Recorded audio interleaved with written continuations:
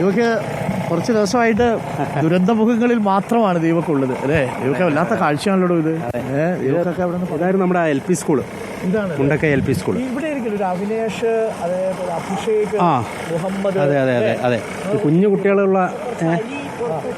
അതെ, അത് ഈ ഭാഗത്താണ്. അതെ, ഇവിടുന്ന് കുറച്ചുകൂടി നമ്മൾ മുകളിലേക്ക് പോകുമ്പോഴാണ് എക്സാക്ട് സ്പോട്ട് ഉള്ളത്. പക്ഷേ ഇവിടത്തേക്ക് ഒരു കാഴ്ച ഉണ്ടോ, ഇതിൻ്റെ ശരിക്കും നമ്മൾ അതിൻ്റെ ഗൗരവം മനസ്സിലാക്കണമെങ്കിൽ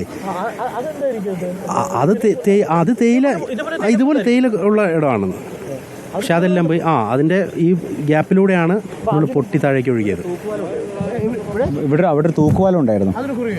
ഇവിടെ ഒരു തൂക്കുപാലം ഉണ്ടായിരുന്നു. ഇത് ഈ സ്കൂളിൻ്റെ മുമ്പിലെ കൂടി ആ ഒരു സ്ഥലം കണ്ടില്ല, അങ്ങോട്ടൊരു തൂക്കുപാലമായിരുന്നു. അങ്ങോട്ട് കുറേ വീടുകളും ആ വീടും കുറേ വീടുകളുണ്ട്. അവിടെ റിസോർട്ടും അങ്ങനെയുള്ള കുറേ കാര്യങ്ങളൊക്കെ ഉണ്ട്.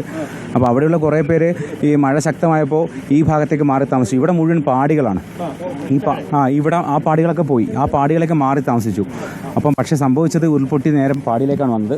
ആ ഭാഗത്ത് കാര്യമായ പ്രശ്നങ്ങൾ ഉണ്ടായില്ല. ആ 1-2 വീടുകൾ പോയി എന്നല്ലാതെ മുകൾ ഭാഗത്തേക്ക് കാര്യമായിട്ട് പ്രശ്നമില്ല. പക്ഷേ അവിടെയുള്ളവരൊക്കെ ഇങ്ങോട്ടാണ് മാറി താമസിച്ചത്.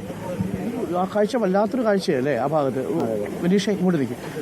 എനിക്ക് ആ കാഴ്ച നോക്കൂ. അവിടെ ആ വീട്ടിലേക്കും ആരുമില്ല. ഇല്ല, അവിടെ അതിന് മുമ്പിലൊരു വീടുണ്ടായിരുന്നു. ആ വീട് അതെ ആ വീട് പൂർണ്ണമായും തകർന്നു. ഇവിടെ ഒരു ഭയങ്കര ടൂറിസ്റ്റ് സ്ഥലമായിരുന്നു. നിരവധി ആളുകൾ വരുന്ന വെള്ളച്ചാട്ടമൊക്കെയുള്ള സ്ഥലമായിരുന്നു. ഇതാ സ്കൂളിൻ്റെ ഭാഗമായിട്ടുള്ള അംഗൻവാടി കെട്ടിടമാണിത്. സ്കൂളിൻ്റെ ഒരു ഭാഗം പൂർണ്ണമായിട്ടും പോയി. സ്കൂളിൻ്റെ ഗ്രൗണ്ടാണ് അവിടെ മുഴുവൻ ഏതാണ്ട്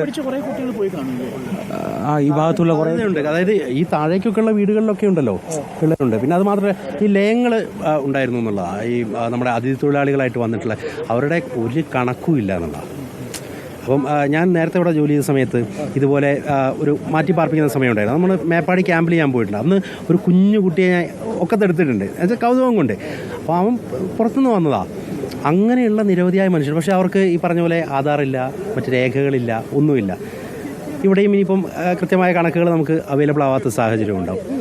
ഇത്രയും പേരെ റെസ്ക്യൂ ചെയ്ത് ഇനിയിപ്പോൾ തിരിച്ചു കൊണ്ടുവന്ന് താമസിപ്പിക്കുക. ഇവരാരും ഇനി ഇങ്ങോട്ട് താമസിക്കാൻ വരില്ലെന്നാണ് പറഞ്ഞത്. ഇവർ പറഞ്ഞു ഇവർക്കൊന്ന് എല്ലാവർക്കും ഭയമായി കഴിഞ്ഞു. അതൊക്കെ വീടുകളാണല്ലേ? അവിടെയൊക്കെ പാടികളാണ്, ലയങ്ങളായിരുന്നു. ഇവിടെ ഇല്ല, ഒരു 3-4 പാടികൾ പോയി, പൂർണ്ണമായിട്ടും ഉരുൾപൊട്ടലിൽ പോയി. ഈ 1-2 പാടികൾ മാത്രമേ ഇനി ബാക്കിയുള്ളൂ. ഈ പാടികളിലുള്ള കുഞ്ഞുങ്ങളടക്കം നിരവധി പേരാണ്. അവിടെ കണക്കില്ല എത്ര പേരാണ്. ഇതര സംസ്ഥാനക്കാരടക്കം നിരവധി പേരുണ്ട് അവിടെ പാടികൾ. ഇടത്ത് അതായത് ലയത്തിലൊക്കെ ഒരിടത്ത് 30 പേര് വരെ താമസിച്ചിരുന്നു എന്നാണ് പറയണേ നാട്ടുകാർ പറയുന്നത്. അപ്പോൾ ആ 30 പേരിൽ ആരൊക്കെയാണെന്നുള്ളത് സംബന്ധിച്ച് ഒരു കണക്കില്ല. ഉണ്ടാവില്ല. അതെ, അങ്ങനെ എല്ലാ ഇതര സംസ്ഥാനക്കാരും അവരുടെ കുട്ടികളൊക്കെയാണ്. ഇപ്പോൾ കഴിഞ്ഞ ദിവസം ഒരു ബീഹാർ സ്വദേശി ഒരാൾ പറഞ്ഞു അയാളുടെ കുട്ടികളെ 3 പേരെ കാണാനില്ല, ഒരു വിവരമില്ല എന്ന് പറഞ്ഞു. ഇവിടെ ഒരു ഗ്രൗണ്ട്, ഈ സ്കൂളിൻ്റെ നേരെ പിറകിൽ ഒരു വലിയ മൈതാനം, ഒരു ഗ്രൗണ്ടാണ് സ്കൂളിൻ്റെ. ആ സ്കൂളിൻ്റെ നേരെ ആ ഭാഗത്ത്, ആ പുഴയോട് ചേർന്നുള്ള ഭാഗത്ത്.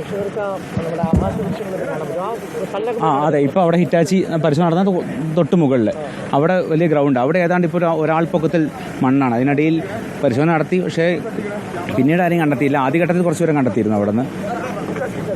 ഹിറ്റാച്ചി വരുന്നുണ്ട്. എനിക്ക് ഇന്നും അവിടെ തെരച്ചിൽ തുടരുന്നുണ്ട് അല്ലേ? അങ്ങോട്ട് പോകുന്ന വലിയ ഹിറ്റാച്ചിയാണ് ഇപ്പോൾ പോകുന്നത് പലയിടങ്ങളിൽ. ഇത് ആദ്യഘട്ടം മുതൽ ഈ മുണ്ടക്കൈ മേഖലയിൽ എനിക്കൊന്ന് സുദേവൻ്റെയൊക്കെ വീട്ടിൽ ഇതേപോലുള്ള ഹിറ്റാച്ചികൾ. അതെ, അതും മുണ്ടക്കൈ ഭാഗത്ത് സുദേവൻ്റെ അവിടെയൊക്കെ എല്ലാ ഭാഗത്തും ഉണ്ട് ഹിറ്റാച്ചികളുണ്ട്. പല വഴിക്ക് ഹിറ്റാച്ചികൾ, ആ ഭാഗത്തൊക്കെ തന്നെ ഹിറ്റാച്ചികളുണ്ട്. ഇപ്പോഴും പരിശോധന നടത്തിക്കൊണ്ടിരിക്കുന്നുണ്ട്. ഇപ്പം ഇതുവരെ എത്താത്തൊരു മേഖല ഉണ്ടായിരുന്നു താഴെ ഒരു ഭാഗത്ത് പുഴയിൽ. അവിടെ ഇപ്പോൾ ഡോഗ് സ്ക്വാഡ് അടക്കം എത്തി പരിശോധന നടത്തി. അത്തരത്തിൽ സൈന്യത്തിൻ്റെ ഒരു നേതൃത്വത്തിൽ പരിശോധന നടക്കുന്നുണ്ട്. ഈ മണ്ണടിഞ്ഞതുകൊണ്ട് തന്നെ അത് പൂർണ്ണമായിട്ട് നീക്കുക എന്നുള്ളത് പോസിബിൾ അല്ല. അതാണ് പ്രധാനപ്പെട്ടൊരു പ്രശ്നം.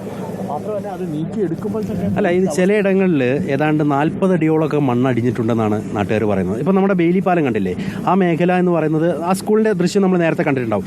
അതിൻ്റെ മുറ്റത്ത് ഇറങ്ങി 3 സ്റ്റെപ്പ് താഴേക്ക് ഇറങ്ങിയിട്ടാണ് ആ കാണുന്ന ഗ്രൗണ്ട്. പക്ഷേ ഇപ്പോൾ കാണുന്ന മണ്ണ് എങ്ങനെയാണ്? സ്കൂളിനോട് പരപ്പാണ് അല്ലേ? അവിടെ ഏതാണ്ട് 15 അടിയോളം മണ്ണുണ്ട് എന്നുള്ള. അതിൻ്റെ താഴേക്ക് എത്ര പോകും? എത്ര ഭാഗത്തേക്ക് നമ്മൾ കുഴിച്ചെടുക്കും? അങ്ങനെ ഒരു പ്രശ്നമുണ്ട്. അതെ അതെ അതെ അല്ലേ? അതൊരു വലിയൊരു ഘടകം. 6ാമത്തെ ദിവസം ഒരു ബോഡി കുഴിച്ചെടുക്കുമ്പോൾ അതിൻ്റെ അവസ്ഥ ഒരു പ്രധാനപ്പെട്ട പ്രശ്നമാണ്. ഇതൊക്കെ എന്താണ് ഒരുപാട് സ്പെഷ്യാലിറ്റി സ്ഥലമാണ് ആണെന്ന് തോന്നുന്നു. മനുഷ്യർ ഒരിക്കലും എണ്ണം കൃത്യമായിട്ട് കിട്ടുന്നില്ല എന്നുള്ളതാണ് ഇതിനകത്ത് ഏറ്റവും പ്രധാനപ്പെട്ട പ്രശ്നം.